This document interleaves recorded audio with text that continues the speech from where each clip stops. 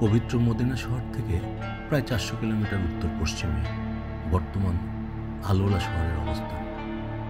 পবিত্র কোরআনে যে অঞ্চলটিকে মাদাইন সালেহ এবং আল হিজন নামে উল্লেখ আছে, এই শহর থেকে যাচ্ছি প্রায় 20 কিলোমিটার উত্তরে ঐতিহাসিক প্রাচীন জনপদ হেগরা অঞ্চলে। মহান রাব্বুল আলামিন গজব নাজিল করে সামুদ জাতিকে ধ্বংস করে দিয়েছিল, তাই এটি একটি অভিশপ্ত অঞ্চল। যাত্রায় রাজকীয় প্রাচীন সমাধি, পাথরের অবাক করা রূপান্তর, জটিল শিলা খোদাই এবং মরুদ্যানের পবিত্র নীরবতায় স্থানগুলোর বিশালতা আমাদেরকে আরও গভীরভাবে ভাবায়।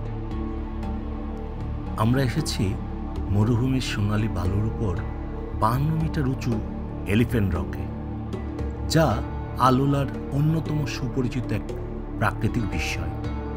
এটা এমন এক প্রাকৃতিক স্মৃতিস্তম্ভ বা মাস্টারপিস ভাস্কর্য, যা রূপান্তরিত হয়েছে সময়ের পরিক্রমায় প্রকৃতির বিভিন্ন উপাদানে। কিন্তু এটা আমার ক্যামেরায় দেখানো ছবির চেয়েও বেশি কিছু। বিজ্ঞানীদের গবেষণায় জানা যায়, প্রায় 5000 বছর পূর্বে এই অঞ্চলটি পানির নিচে নিমজ্জিত ছিল, যে কারণে এখানকার আল হিজাজ পর্বতের বেলে পাথরের শিলাস্তরের গঠন ও রূপান্তর বেশ আকর্ষণীয়। এক্সপ্লোর আল-উলার ওয়েবসাইট থেকে 90 রিয়ালের টিকিট কেটে এ ভ্রমণ আমাদের নিয়ে যাবে খ্রিস্টপূর্ব প্রথম শতাব্দীতে, যা ইসলাম পূর্ব প্রাচীন আরবদের নাবাতিয়ান সভ্যতার হৃদয়ে এক কৌতূহলী যাত্রা। সামুদ জাতিগোষ্ঠী সে সময় নাবাতীয় রাজ্যের অন্তর্ভুক্ত ছিল, যারা পরবর্তীকালে বাইজেন্টাইন সাম্রাজ্যের দখলেও চলে যায়। তাই তো তাদের স্থাপত্যকলায় গ্রিক বা রোমান স্থাপত্যকলার প্রভাব খুঁজে পাওয়া যায়। মরুর বুকে হেগরার এই পরিচ্ছন্ন আকাশে একটি স্যাটেলাইটের উড্ডয়ন ভালোভাবেই দেখলাম আমরা।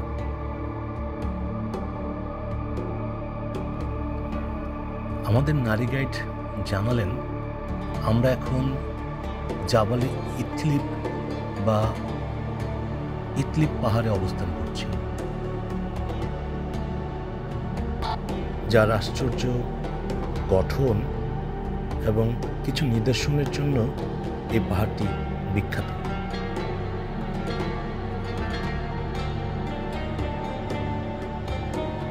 জাবালে ইতলিবের দুটি পাহাড়ের মাঝ দিয়ে একটি সরু পথ তৈরি হয়েছে প্রাকৃতিকভাবে। এই পথের দুপাশে পাহাড় কেটে বিভিন্ন দেবদেবীর ভাস্কর্য সহ বিভিন্ন শিলালিপি অঙ্কিত হয়েছে। সামুদ জাতি বা নাবাতিয়ানরা বহুদেববাদীতে বিশ্বাসী ছিল, যা তাদের বিভিন্ন নিদর্শনগুলি দেখে বোঝা যায়।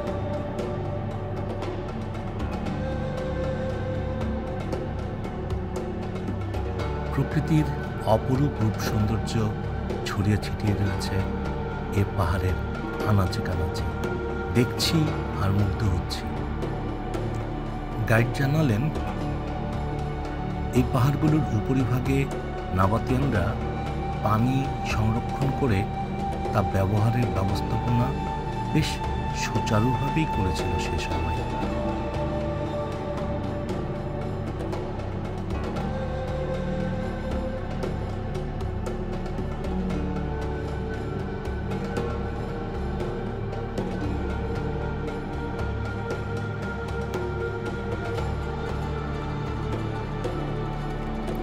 এখানে নাবাতিয়ানরা পাহাড় কেটে বিশাল এক সভাকক্ষ বা জলসাঘর বানিয়েছে, যা ব্যবহার করতে পারতেন শুধুমাত্র সম্ভ্রান্ত নাবাতিয়ানরা।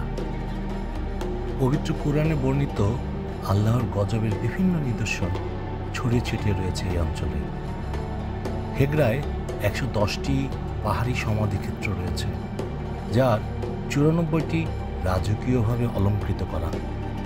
আমরা এখন এসেছি জাবাল আল বানাত বা কসর আল বিন্ত অথবা নারীর পাহাড় নামে পরিচিত একটি পাহাড়ে। এখানে 31টি পরিবারের সমাধি রয়েছে, যাদের অধিকাংশই নারী। পারিবারিক আভিজাত্যের স্বরূপ সমাধিগুলোর আকার ও সৌন্দর্য বিভিন্ন রকম হতো এবং এক একটি পরিবার ভিন্ন ভিন্ন দেবদেবীকে মানত। কারো কারো সমাধিক্ষেত্রের উপর ঈগলের খোদাই দেখা যায়।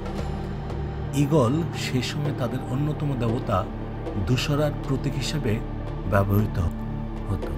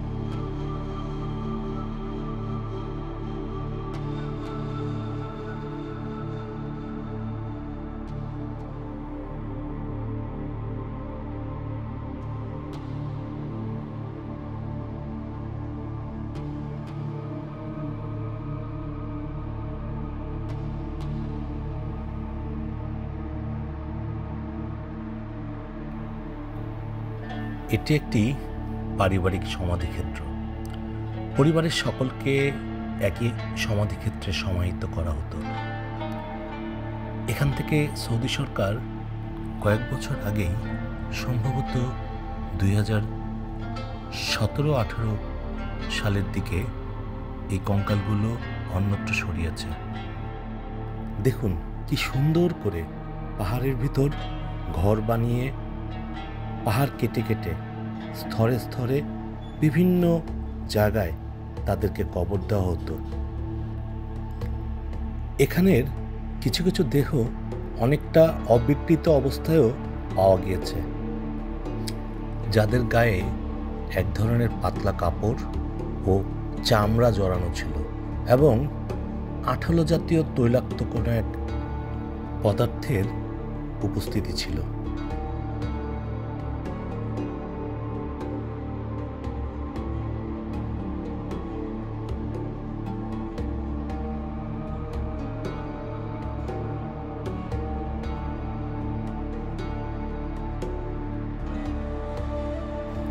দেখছি আর অবাক হচ্ছি তাদের স্থাপত্য কলায়। এই অভিজ্ঞতা নাবাতিয়ানদের সমৃদ্ধ সংস্কৃতিকে আমার সামনে জীবন্ত করে তুলছে। এক একটি নিদর্শন আমাকে প্রতিনিয়ত বিস্মিত করে তুলছিল। সে সময় নাবাতিয়ানদের মধ্যে বেশ কয়েকজন স্থপতি ও পাথরশিল্পী খ্যাতি অর্জন করেছিল বিশ্বব্যাপী। তবে তাদের শিল্পকর্মে রোমান স্থাপত্যের প্রভাব খুঁজে পাওয়া যায় বেশ জোরালোভাবেই। গ্রিক এবং নাবাতিয়ানদের অন্যতম দেবতা দূষরার প্রতীক হিসেবে এখানেও কিন্তু ঈগলের চিহ্ন ব্যবহৃত হয়েছে।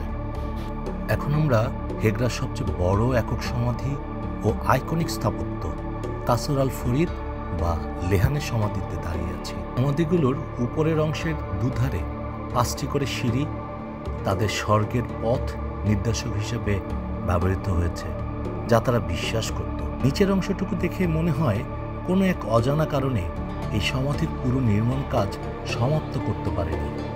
এই সমাধিটি হেগরার আইকনিক পিকচার হিসেবে ব্যবহৃত হয়। গোধূলি লগ্নের আলোকছটায় এক মোহনীয় সাজে সেজেছে চারপাশ।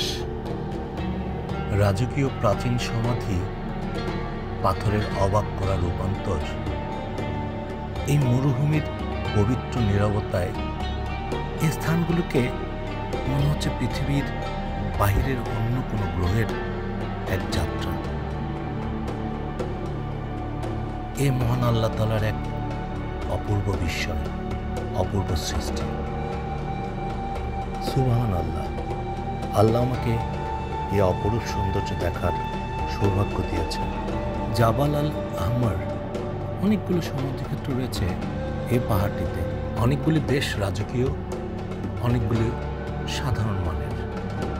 মহান রাব্বুল আলামিনের প্রদত্ত ক্ষমতা ও দয়ায় সামুদ বা নাবাতিয়ানরা পাহাড় কাটার এ সুনিপুণ কৌশল রপ্ত করেছিল, কিন্তু তারা আল্লাহর প্রতি কৃতজ্ঞ না হয়ে চরমভাবে অবিশ্বাস করেছিল বলেই অভিশপ্ত হয়ে ধ্বংস হয়েছিল। তাই আসুন আমরা মহান সৃষ্টিকর্তার প্রতি প্রতিনিয়ত শুকরিয়া আদায় করি। সকল কিছুর জন্য, এবং মুনাফিকি হতে বিরত থাকি।